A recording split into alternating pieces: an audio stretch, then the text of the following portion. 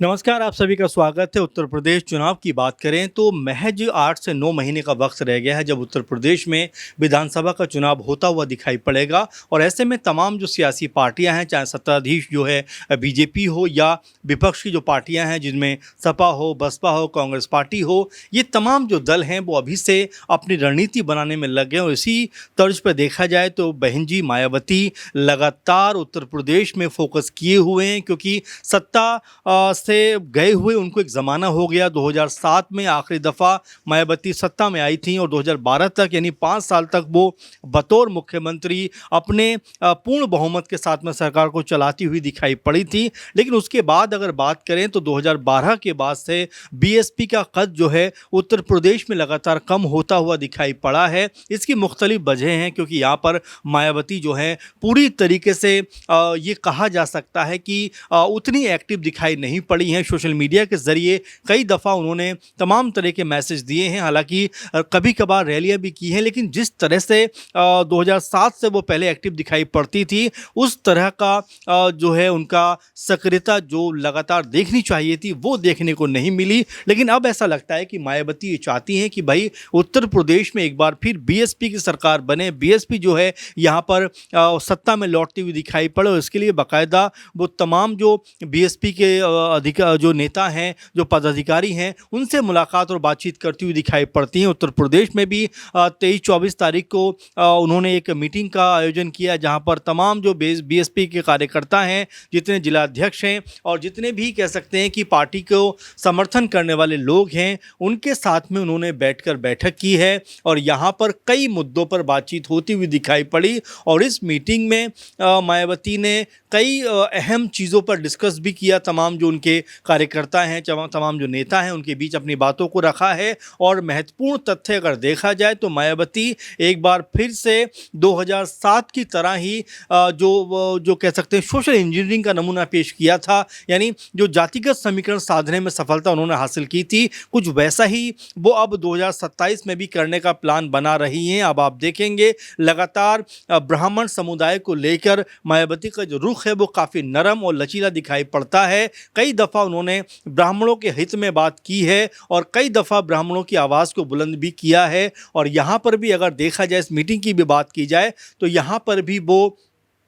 Meeting में एक बात रखती हुई दिखाई पड़ती हैं और ख़ास तौर पर इस बात को तवज्जो भी देती हुई दिखाई पड़ी हैं कि भाई 2027 के विधानसभा चुनाव में ब्राह्मण समुदाय के जो लोग हैं उनको विशेष तवज्जो देना चाहिए, उनको अहमियत देना चाहिए। और जिस तरह से उनके ख़िलाफ़ जो माहौल बना है उसको जो है उनकी आवाज़ को बुलंद करने का प्रयास करना चाहिए, ताकि ब्राह्मण जो समुदाय है वो अपने आप को सुरक्षित महसूस करता हुआ दिखाई पड़े। और जो भी उनके बड़े चेहरे हैं, बड़े नाम हैं, उनको कैसे बीएसपी के साथ जोड़ा जाए, इस बात को ख़ास तौर पर मायावती जी ने तवज्जो के साथ में अपने जो नेता हैं, जो पदों पर बड़े अहम पदों पर काम करते हैं बीएसपी के लिए, उनके बीच में इस बात को रखा है। इस मीटिंग में आकाश आनंद भी मौजूद रहे और यहाँ पर उनकी मौजूदगी भी कहीं ना कहीं इस बात को एक तरफ इशारा कर रही थी कि क्या आकाश आनंद आने वाले दिनों में बीएसपी की तरफ से मुख्यमंत्री का चेहरा हो सकते हैं। क्या आकाश आनंद में वो बात है जो आने वाले दिनों के लिहाज से बीएसपी को एक नई राह पर लेकर चलते हुए दिखाई पड़ेंगे, क्योंकि मायावती जी की उम्र की भी अगर बात करें तो 70+ वो दिखाई पड़ती हैं और यहाँ पर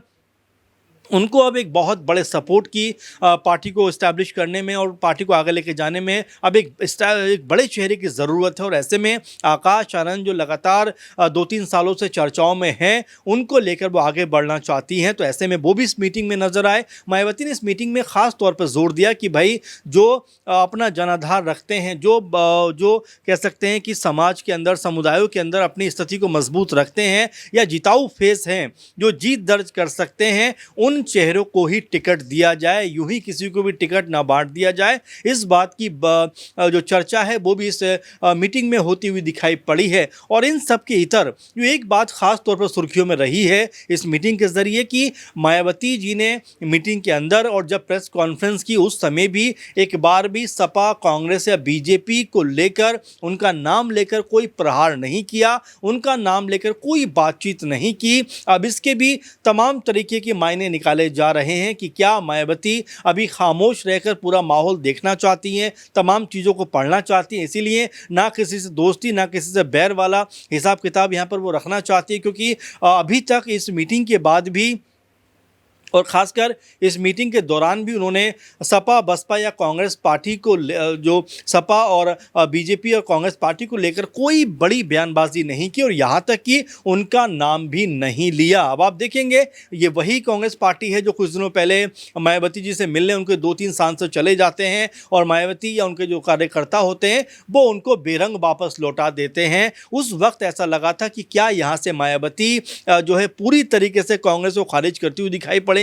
और इस मीटिंग के जरिए ऐसा लगता था कि वो कांग्रेस पार्टी के खिलाफ हल्ला बोलती हुई दिखाई पड़ेंगी। लेकिन मायावती जी ने ऐसा कुछ नहीं किया, बल्कि पूरे मामले पर खामोशी वो धरे रहीं। सपा को लेकर लगातार उनका जो रुख है वो काफ़ी मुखर दिखाई पड़ता है, लेकिन इस मीटिंग के दौरान और इस मीटिंग के बाद भी उनका कोई बड़ा बयान सपा को लेकर सामने नहीं आया। हालांकि बीजेपी को लेकर उन्होंने थोड़ी बहुत बातचीत रखी, यानी थोड़ी बहुत बातें रखी सामने, लेकिन इस मीटिंग के दौरान या इस मीटिंग के बाद बीजेपी को लेकर भी उन्होंने कोई बड़ा हमला नहीं किया। तो ऐसे में कई सवाल उठते हैं कि क्या मायावती अभी भी जो गठबंधन की उम्मीद है तमाम दलों की, क्या उसको बनाए रखना चाहती हैं। हालांकि मायावती कई दफ़ा ये बात कह चुकी हैं कि उत्तर प्रदेश में किसी दल के साथ में गठबंधन नहीं होगा। ऐसे में अब सवाल उठते हैं कि क्या इन सब में कांग्रेस पार्टी भी है, क्योंकि कांग्रेस पार्टी के साथ में गठबंधन की बात लगातार कई दफ़ा सामने आ चुकी है, कई नेताओं ने ये बात रखी भी है। और साथ में